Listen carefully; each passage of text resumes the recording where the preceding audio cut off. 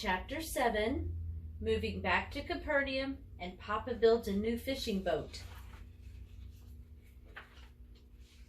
Moving back to Capernaum was a lot of work. We definitely had more furniture and belongings to take back this time.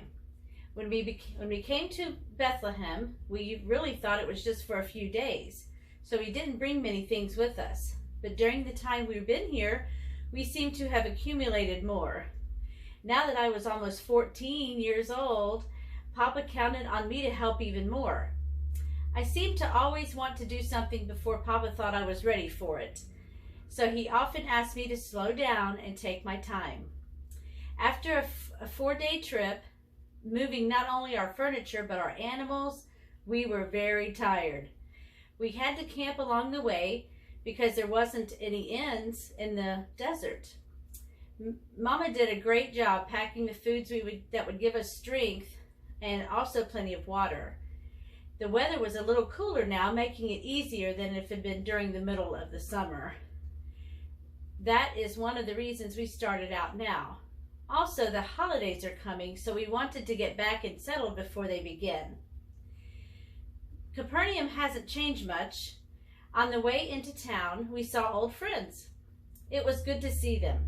Someone was living in our old house, so we had to find a new one. We stayed with Mama's sister, my Aunt Sarah, while we searched for a new house. We taught our cousins how to make rafts and race them along the water. Andrew and I walked around the town. There were a few new buildings in town, and a few had been torn down. Some old friends had joined us for our walk. Mark and his sister Deborah used to be our neighbors when we lived there before. Deborah is Andrew's age of 12. She has turned into a very pretty girl. She sometimes used her bow and arrows in our contest. She was really good at it. During the next few days, Andrew and I walked to the shore and watched the fishermen. I missed Morty and Eli so much. Wouldn't it be something if they moved back here too? We found some small stones and threw them sideways onto the water.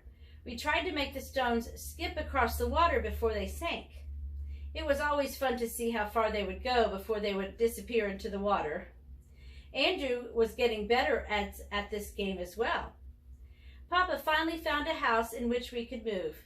It was a little out of town, but when you stood on the roof, you could see the Sea of Galilee. We spent the next week unpacking our baskets and setting the house in order. I had my own room once again. It was a little smaller than the one in Bethlehem, but at least it was all mine. I even had my very own window. That was very good because that's where I liked to kneel and pray every night. Gazing out the window into the sky made me feel like I was talking face to face with God. I often wondered if Jesus talked to his Heavenly Father that way. The holiday of Hanukkah was upon us. Mama brought the menorah out of its special box, and we went to the market for enough oil to last the whole 8 days. One new candle of the candelabra is lighted each day so that at the end of the week, all 8 will be lighted. Then we read from the scriptures. It is a very festive time, and everyone seems to enjoy themselves. During the week of Hanukkah, Mark and Deborah's family came to share a meal with us. After washing their feet, we sat down to an enormous meal that Mama and Mark's mama had prepared. She had some vegetables she had preserved from her garden. Afterwards, we played instruments, sang, and danced.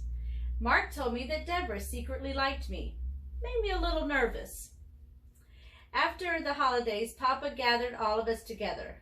He said, "Simon, Andrew, your mother and I have been talking about a change in our home.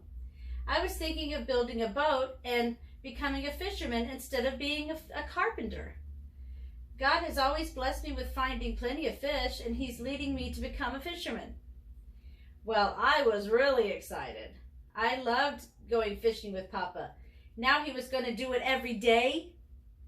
So we got up the next morning and went with him to his shop to start building a fishing boat.